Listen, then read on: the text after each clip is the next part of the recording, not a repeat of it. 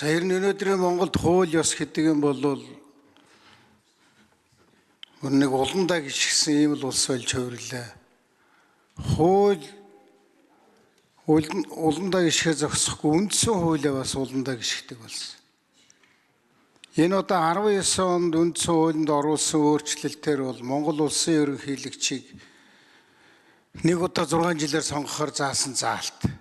19 оны үндсэн хуулийн өөрчлөлтийг өнөөдөр бид нэр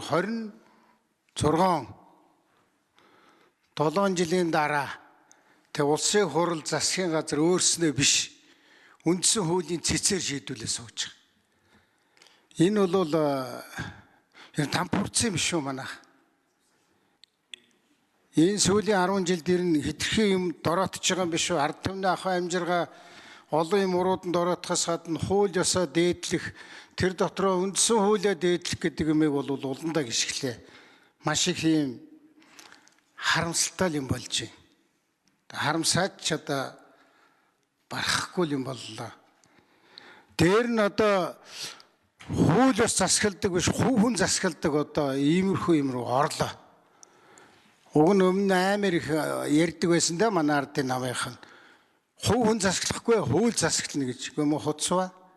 Одоо энэ 10 жилд бол бүр эсрэг бол.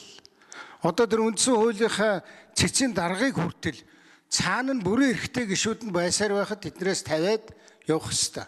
Яагаад юм баясгалан гэдэг нэг байлгаад байгаа. Бас дахиад улс төрийн захиа, улс төрийн даалгавар, дээрээс нь дарамт, шахалт энэ асуудлыг авч үндсэн хуулиар авч хилцхийг боль, энийгээр авч хилз, ийм шийдвэр гарга. Одоо өчигдөр гаргаж байгаа шийдвэр чинь бас энэ яруу тод жишээ шүү дээ. Шүүхийн хуулийн дээр би орж ажиллаж ирсэн 1 жилийн хугацаатай үндсэн юу вэ? Дээд шүүхийн ерөнхий шүүгчийг томилно гэсэн. Эн чинь үндсэн хууль зөрчсөн байна гэдэг шийдвэр гарга. Өмнө нь бас нэг удаа гарч ирсэн. Ингээл гаргаал. Тэгээ одоо 6 сарын 2-нд хугацаанд дуусдаг хүн дуусж байгаа хүнийг буцааж томилохын гинэ. Ийм шившигтэйгээр энэ ард түмний өн бидний сууж ингэж хэрэг бас байдаг юм байх та. Та нар маань ярьж болдгоо мо одоо эн чинь 10 жил олонх болж 10 жил одоо бодлого тодорхойлж 10 жил завхрал хийж штт. Энийгээ зогсоож болохгүй юу ардын нам? Ардын нам ч хижтэй одоо бас ер нь хувь хүмүүс засгалдаг болцсон. Тий бас одоо намгээ хэлэхэд хэцүү болжээ. Танаа намын нэг хэсэг нь бас миний явсан зовлонгаар явж л байх шиг байна.